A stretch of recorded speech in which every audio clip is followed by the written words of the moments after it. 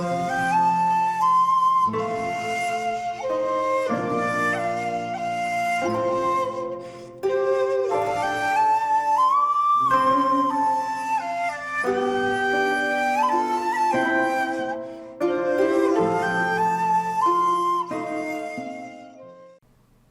there, this is Solitary Ronan from Solitary Ronan Films, and welcome to our random review.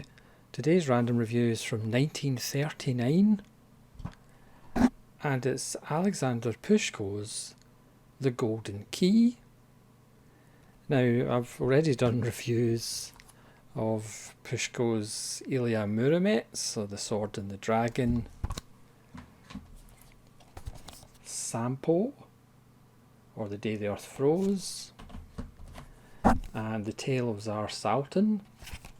These are from Deaf Crocodile, and Deaf Crocodile announced a couple of weeks ago that there's going to be 2 more Ptushko films next year. Ptushko is known as the Russian Disney. He had done a kind of riff on Gulliver's Travels before this, so The Golden Key is essentially a riff on the Pinnochio story. Also, this is before Disney's Pinnochio. This is black and white, unlike the films I talked about from Deaf Crocodile, which are in lavish, gorgeous colour, as I believe the other 2 Ptushko Deaf Crocodiles that are coming in 2024 are in colour, I believe. I could be wrong. And this is... it's not as jaw-droppingly amazing as those other 3, which are just magnificent. But The Golden Key is magnificent in perhaps another way, in the kind of unintentional nightmare fuel kind of way. The little boy who becomes essentially Pinocchio, even though it's called something else, is really creepy. In fact, all the dolls who come to life, there's talking animals. The little boy starts off as a talking log. There's talking animals, including a live dog. When he's eavesdropping, his ear comes up, which is just so nice. But there's also dolls and puppets that come to life. I have put a GIF of a scene, so if this doesn't creep you out or gives you an idea of how creepy it's going to be, it's going to be quite creepy.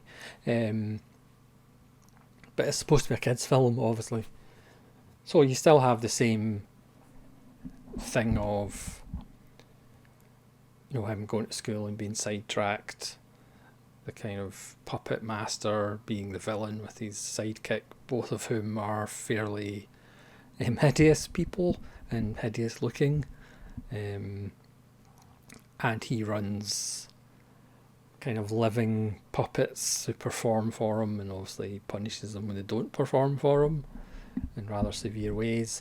But we also have this subplot about the Golden Key, which opens a hidden door, and behind that door is a magical world and lots of treasure, which is what the bad people are after. The character who creates the not Pinocchio is basically somebody who just plays an organ in the street to try and get money, so he's poor and living from meal to meal, so obviously he's looking for better days as well. And it's obviously the small wooden boy trying to learn life lessons about trusting people. So apart from being a lot creepier than a kids' film really should be, one of the downsides, I guess, is that the voice of the not Pinocchio is really quite high pitched, and I'm sure some people would find him quite annoying. It's actually voiced by a woman. But if you get past that, I mean, again, there's just wonderful imagery, as you'd expect from Ptushko. The story at times is a little bit incoherent, and again, the voice of the not Pinocchio boy can be deemed as being a little bit irritating. But the actual ending, which I'm not going to spoil, is actually quite moving. It kind of takes you by surprise a little bit. Maybe it's because the film was made or released in 1939, I think before the start of the Second World War. But just knowing what is said at the end of the film or near the end of the film, it is actually quite poignant. There is great songs. The music's fantastic. And certainly the last song and the last piece of music is quite wonderful. So yes, it's black and white. This is actually, I think, a DVD-R that I found in eBay. This isn't one of the ones that Deaf Crocodile is going to release in 2024, but who knows, they might get to them eventually. Ptushko didn't make a lot of films. I think he maybe made 12 or 13.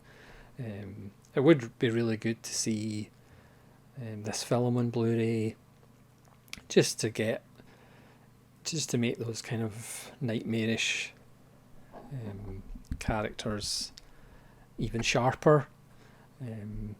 The cat and the fox who are down here are particularly mangy and disease-ridden looking, who try to take advantage of not Pinocchio and lead him astray.